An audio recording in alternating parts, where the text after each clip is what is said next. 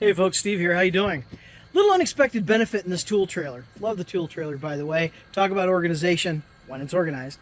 Although it's hard to get this disorganized.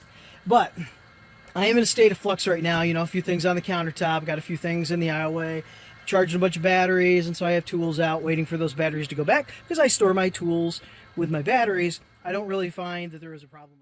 Unexpected benefit is this cubby right here. This is my large tool garage, and this is where my miter box sits. I had my miter box set up for a little while, and so this space has been open. And so as I stage in and out, it's nice to have like almost an additional countertop. I am looking forward to the next trailer that will be 8 feet, 8.5 feet wide, a little bit longer. I think this is a 10. I will probably have a 12. I don't think I'm going to go 14, as much as I would love to. Parking on a job site, 14, harder than a 12, harder than a 10. So, you know, how much harder do I want it to be? And getting into this alleyway that I live in, or that I park in, it would be problematic. It's problematic for this 10 because of all the obstructions. A 12, not going to be impossible, but a 14, I don't know how I would do it. The 12, I'm going to plan on a trailer valet, so you can hook it up and basically hook a drill to it, and you can kind of power it up. Happy accident having this open and being able to just bring stuff in, stack it there, and then start to deliver it where it needs to go. That's nice, especially when I have a countertop that's full and it's small anyway. And so you can limited stage there. And this countertop here is just not really super wide. Hey, interesting thing that I was doing today. You know, you just never know what you're going to run into. This was kind of small, but check this out. So, as you can see here, I'll clamp down with just a little bit of brace in the back there as far as that bit. This is one of those hinge pin stops that you can keep a door from banging into a wall or something like that. However, the interesting thing was that I need to accommodate an old hinge pin like this, and this is 5/16. And so this was actually less than 1/4 of an inch. And so I had to grab a drill bit, clamp it down, and go ahead and drill that out, and now it works just fine, even with a little bit of wiggle room there. Neat little just, hey, you know, got the tool, I have the tools to do it, and I was able to do it. Plus, because my miter box is, I have this space open, and because I have this space open, I actually used it as just a little mini clamping station, so I could go ahead and drill that out. Now, I could have uncovered that tool bench and got it out there, but wow, that's a big, it becomes a process for something so small.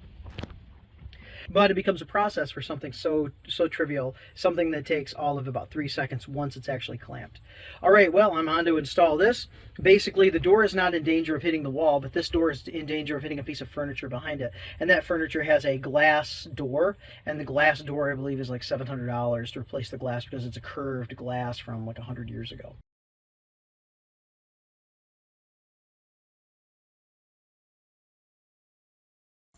Hey folks, Steve here. How you doing? Great day in the Magic Trailer. Great day to be a contractor. Great day to be outside. It's a beautiful day out here. Just had some new fallen snow. I'm working outside under my tent. Life is good. Life is good. I had a couple of questions about this large tool garage, so I figured I'd address them today since I had a moment before I start actually setting up. And it had to do specifically with this bar that I actually use in order to support. And there are a lot of different ways I could have done this, and I've had a lot of comments on, hey, what about this, what about that? They're all very good comments, very good suggestions. And if I do this again, I would probably do it differently then with some of those suggestions. But here's the idea. When I built this large tool garage, the reason why I have this large tool garage vertically and at the end, as opposed to if you formally follow the Ron Paulk style, it's horizontally, it's still on this side, but it's horizontal. I have too narrow of an aisle. And I cannot physically, if I did a horizontal tool garage for my big 2 tools, miter box, table saw, that I could not physically pick them up and get them out of the trailer because my aisle is just too narrow. So I had to redesign and create my own thing, which was the vertical end cap tool garage. Now, because of that, I still could not really have kind of a wall here, a side of a cabinet. Because again, I have to kind of pull them out this way more so than anything else. So a wall would be restrictive. I could have put maybe a 3-inch wall in there and that would have been good for support, but I didn't. So what I did was, I have this floating shelf. It's dadoed in on 2 sides. So I actually ran dados and it's glued in there and screwed from the back and the side. So it's pretty firm. But of course it's problematic because it's a floating shelf, only supported on 2 sides with, typically, that's where my, actually not typically, that's where my miter box sets. And my miter box goes 50, 60 pounds. It's a DeWalt 12-inch. And so, problematic. Thus, this post. This post has 2 notches, 1 notch for the top, 1 notch for the middle, and at the top, that's also kind of the ceiling for this cabinet is floating. Now, interestingly, after 4 years of having this trailer, 4 years with this particular design, 4 years of that miter box sitting on this thing, if I were to just set this up and show you, check this out. That is all of the sag that I have in this particular shelf after 4 years. And up top, I always had that sag. I mean, that was literally day one when I used this support. That was the sag. That hasn't moved either. So I count the design as actually, it's lasted. It's time tested. I'm very happy with this. Now, when I put this thing in, I don't know if I can get it in. Yeah, there we go. And like that. So it's a little bit of lift, little bit of lift.